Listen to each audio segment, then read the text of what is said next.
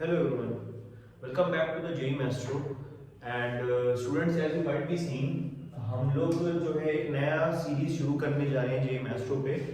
नया प्रोजेक्ट है Cengage series का। ठीक है, सेंगेज पब्लिकेशन बहुत ही एक नॉमिनल पब्लिकेशन बुक है।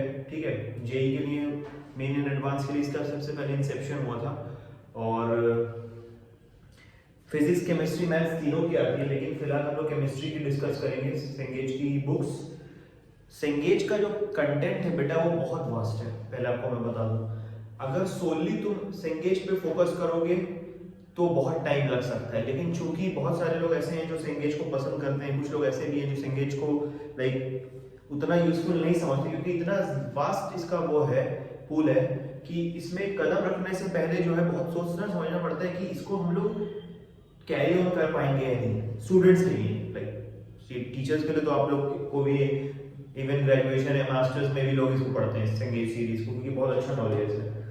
एनीवे, तो टोटल बुक जो है, जो पब्लिकेशन है सेंगेज की केमिस्ट्री की, वो 6 वॉल्यूम्स में है।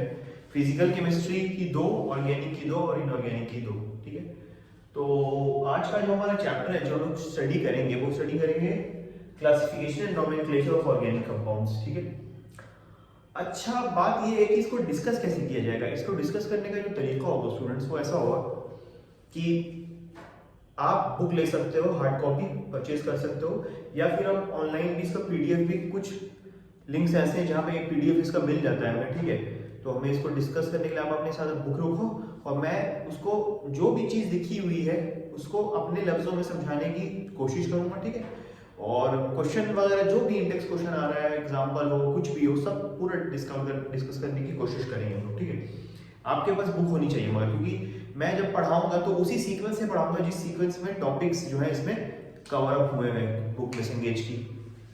अब कोई बोल सकता है कि sir new edition old edition, नहीं, ऐसा कुछ नहीं। जो कंटेंट है, जो बेसिक बुक का कंटेंट है, ठीक है, पीवाईक्यू तो चेंज हर बार ऐड होते ही जाते हैं, पीवाईक्यू की बात नहीं कर रहा हूँ, जो रॉ क्रक्स है उसको हम लोग डिस्कस करने की कोशिश करेंगे। ठीक है, anyway, so let's begin Cengage का सफर। और ये बुक डॉक्टर के.एस. वर्मा साहब ने लिखी है, काफी एमिनेंट केमिस्ट्री के प्रोफेसर है वो। ठीक है, उन्होंने लिखी है और बहुत ही अच्छी बुक है, लेकिन बहुत तसल्ली से इसको समझने की जरूरत है। टाइम बहुत जा सकता है इसमें, मैं आपको बता, टाइम टेकिंग है, लेकिन अगर आप चाहते हो कि सेंगेज पढ़ना तो आप इस पे देख सकते हो ये सीरीज। ठीक है, केमिस्ट्री की फिलहाल।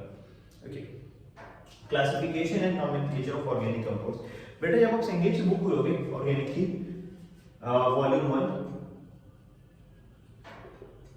वॉल्यूम 1 ऑर्गेनिक केमिस्ट्री की। ठीक है, फिजिकल अभी हम लोग नहीं कर रहे, पहले ऑर्गेनिक देख लें।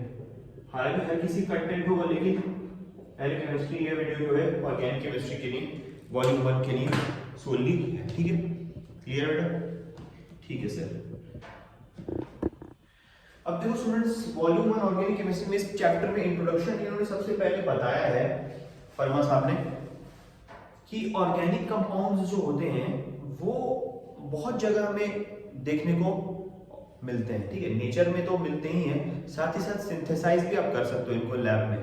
पहले ये माना जाता था कुछ जमाने पहले, लाइक बहुत 200-300 साल पहले, कि ऑर्गेनिक कंपाउंड्स को हम लोग लैब में सिंथेसाइज नहीं कर सकते, वो सिर्फ नेचर से हमें मिल सकते हैं।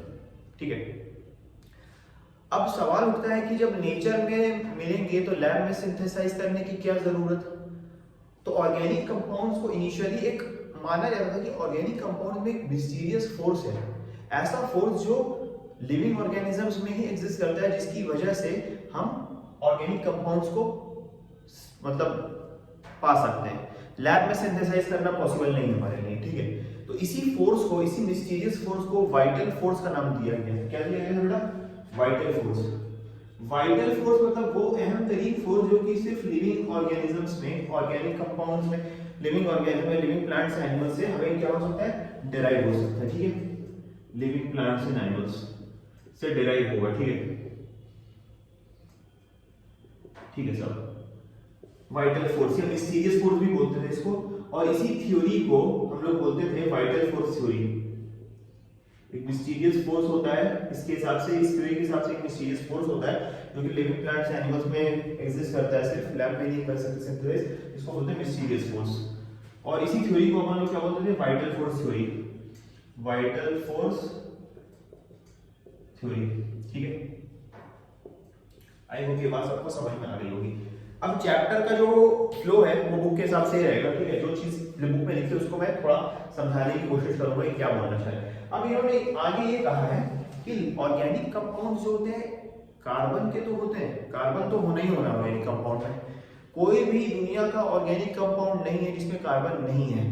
लेकिन कार्बन होना सिर्फ किसी कंपाउंड में, किसी सब्सटेंस में कार्बन होना इस बात की गवाही नहीं देता कि वो ऑर्गेनिक कंपाउंड है। ध्यान रखना ये चीज बेटा। जैसे मिसाल के तौर पे आप मान लो CO2 कार्बन डाइऑक्साइड, ये ऑर्गेनिक कंपाउंड नहीं है, ये ऑर्गेनिक नहीं है, ठीक है। इसको हम लोग क्या कह सकते हैं, इसको हम लोग बोल सकते हैं not an organic compound, not an organic compound, ठीक है, ये ऑर्गेनिक कंपाउंड नहीं है CO2 कार्बन होने के बावजूद, ठीक है। लेकिन हर ऑर्गेनिक कंपाउंड में कार्बन होगा, लेकिन जरूरी नहीं है कि हर कार्बन वाला कंपाउंड ऑर्गेनिक हो जाए, ठीक है। CO2 ऑर्गेनिक कंपाउंड नहीं है, आपको मैं बता दूं ये चीज, ठीक है। तो ऑर्गेनिक कंपाउंड मतलब जिसमें कार्बन हो, ठीक है। कुछ कभी कभी ऐसा भी होता है कि कार्बन के अलावा हाइड्रोजन तो आता ही है, आपने सुना होगा क्लास 10 में बेसिक्स में कि हाइड्रोकार्बन्स, आपने क्लास 10 में पढ़े होंगे हाइड्रोकार्बन्स के बारे में, अल्केन्स, एल्कीन्स, एल्केन्स, तो उसमें आपको हाइड्रोजन जो है इन्होंने बता दिया है। लेकिन आपको मैं बता दूं कि जब आप केमिस्ट्री पढ़ोगे आगे की, मतलब 11th 12th की केमिस्ट्री पढ़ोगे, तो तुम्हें पता चलेगा कि कार्बन हाइड्रोजन के अलावा कभी कभार सल्फर, कभी कभार क्या है सल्फर, कार्बन हाइड्रोजन तो पता है, ठीक है, कभी कभी सल्फर भी होता है आइटम इसमें ऑर्गेनिक कंपाउंड में, ऑक्सीजन भी होता है कभी कभी, नाइट्रोजन भी होता है कभी कभी, फास्फोरस भी होता है कभी कभी, हैलोजेंस भी होते हैं कभी कभार, हैलोजेंस जानते हो क्या, फ्लोरीन, क्लोरीन, ब्रोमीन, आयोडीन, एसिटाइन, ठीक है, ये भी होते हैं एटम, सल्फर मतलब एटम्स होते हैं सबके भी होते हैं कभी कभार। कभी कभार ऐसा भी होता है कि कार्बन हाइड्रोजन हो सल्फर हो, कभी कार्बन हाइड्रोजन ऑक्सीजन हो, या carbon hydrogen sulphur oxygen nitrogen, तो कुछ भी आप जो भी मतलब कंपाउंड उसमें कुछ भी हो सकता है। कार्बन हाइड्रोजन के अलावा इंडिविजुअल सल्फर भी हो सकता है, इंडिविजुअल ऑक्सीजन भी हो सकता है, इंडिविजुअल नाइट्रोजन भी हो सकता है, इंडिविजुअल फास्फोरस भी हो सकता है, इंडिविजुअल हाइड्रोजन भी हो सकता है। लेकिन इन सब का एक कंप्लीट कॉम्बिनेशन भी हो सकता है, 2 सिलेक्ट कर लो, कोई इसमें 3 कर लो, कार्बन हाइड्रोजन सब, तो भी एक अच्छा सिनेरियो है ऑर्गेनिक कंपाउंड्स को समझने के लिए, ठीक है। अब सवाल ये उठता है स्टूडेंट्स कि ऑर्गेनिक कंपाउंड्स, ऑर्गेनिक केमिस्ट्री को हम स्टडी क्यों कर रहे हैं अलग से। सिंपल सा जो लॉजिक है वो ये है कि कार्बन इतने ढेर सारे कंपाउंड्स बनाता है, इतने मिलियन बिलियंस ऑफ कंपाउंड बनाता है ना, जो कि कोई और दूसरा एलिमेंट नहीं बना पाता है।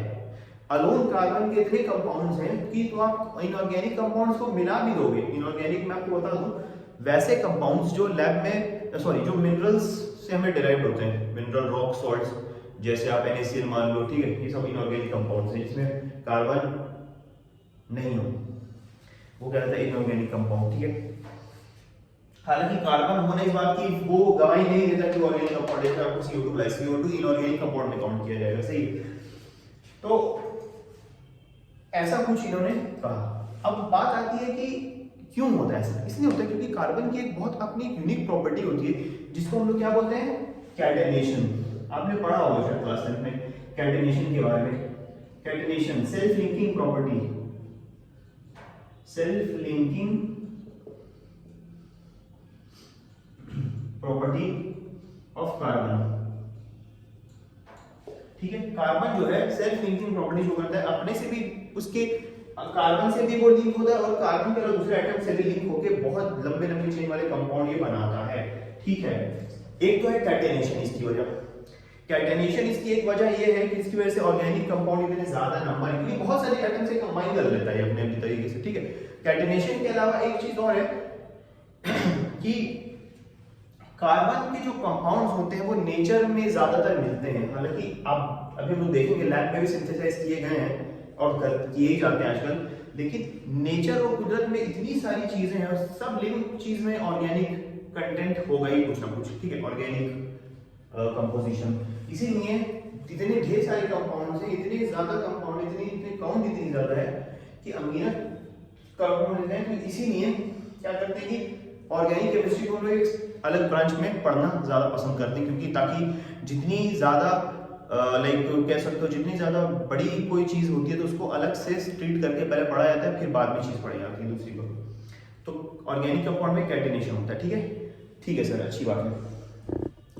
अब सवाल आता है वाइटल फोर्स थ्योरी का। आगे वर्मा साहब ने बताया कि वर्मा सर ने कि वाइटल फोर्स थ्योरी क्या थी। देखो वाइटल फोर्स थ्योरी मैंने बता दिया कि कार्बन जो है सिर्फ लिविंग प्लांट्स में, एनिमल्स में मिल सकता था, ये माना जाता था, लैब में सिंथेसिस किया। लेकिन बाद में क्या हुआ, वाइटल फोर्स थ्योरी को एक बहुत बड़ा गहरा ब्लो मिला, ठीक है। और बर्जेलियस नाम का एक केमिस्ट था उस जमाने में, बर्जेलियस नाम का एक साइंटिस्ट था, उसने कहा, सॉरी बर्जेलियस के हिसाब से वाइटल फोर्स थ्योरी थी, वेरी सॉरी, बर्जेलियस ने वाइटल फोर्स थ्योरी थी, लेकिन वोलर नाम के साइंटिस्ट ने कहा था कि एक दिन क्या हो रहा था लैब में, भाई ये साइंटिस्ट लोग तो क्या करते थे, इनको कुछ काम तो यही होता था, इनको रिसर्च वगैरह जो भी होता। तो एक दिन क्या हुआ, वोलर नाम का एक साइंटिस्ट जो था लैब में काम कर रहा था अमोनियम साइनाइड के साथ। इसके साथ अमोनियम साइनाइड के साथ, अमोनियम साइनाइड। देखो नोट्स तो मैं दूंगा नहीं इसमें, क्योंकि आप बुक डायरेक्ट फॉलो कर सकते हो। ये सिंपल एक ऐसा कोर्स है जो आपको हेल्प करेगा सिंगेज को समझने में सिंपली, ठीक है। अमोनियम साइनाइड, नोट्स की जरूरत तो नहीं है इसमें, तो खुद फॉलो कर सकते हो खुद को साइड बाय साइड, ठीक है। पहला इंट्रोडक्शन चल रहा है। अमोनियम साइनाइड को हीट किया तो अचानक से क्या मिला इसको, आइसोमराइजेशन होने के बाद यूरिया मिला। और यूरिया वो पहला ऑर्गेनिक कंपाउंड था जो लैब में सिंथेसाइज किया गया था।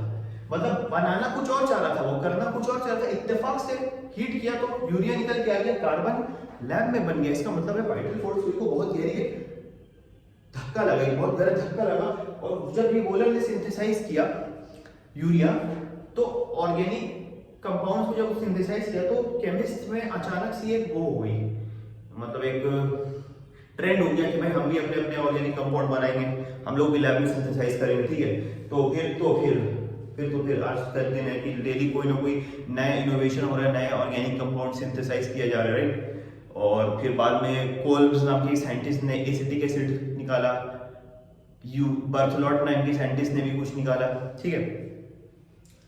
और इसके अलावा डेली कुछ ना कुछ नया इनोवेशन हो रहा है जो कि नए कंपाउंड को बढ़ देता है। तो अब ये सवाल ये है कि vital force theory does not exist anymore. Vital force theory invalid theory है, पुराने जमाने में मानी जाती थी, लेकिन जैसे ही ये जो अमोनियम साइनाइड से हीट करने के बाद आइसोमराइजेशन हो गए, यूरिया मिला। यूरिया पहला ऑर्गेनिक कंपाउंड था जो लैब में बनाया गया था। Just for your info I am telling this, urea पहला ऑर्गेनिक कंपाउंड था जो लैब में सिंथेसाइज किया गया था, जिसने वाइटल फोर्स थ्योरी को किक मारा था, ठीक। तो ये सारी चीजें जो है वो इंट्रोडक्शन में पहले इन्होंने दे रखी है। और फिर बाद में एसिड वो कार्बोक्सिल सॉरी एसिटिक एसिड और मीथेन बर्थलोट सबने अलग अलग साइंटिस्ट ने अपनी अपनी पहल की और बनाना शुरू कर दिया, ठीक है बेटा। तो पहला जो आप देखोगे टॉपिक फॉर 1.1 इंट्रोडक्शन, उसमें आप देखोगे कि ये सारी चीजें बताई गई हैं, सही है, ठीक है। इसके बाद नेक्स्ट वीडियो देखेंगे, उसके बाद अगले में देखेंगे कि और क्या हो रहा है उसके बारे में रिलेटेड, ठीक है बेटा, ठीक, थैंक यू।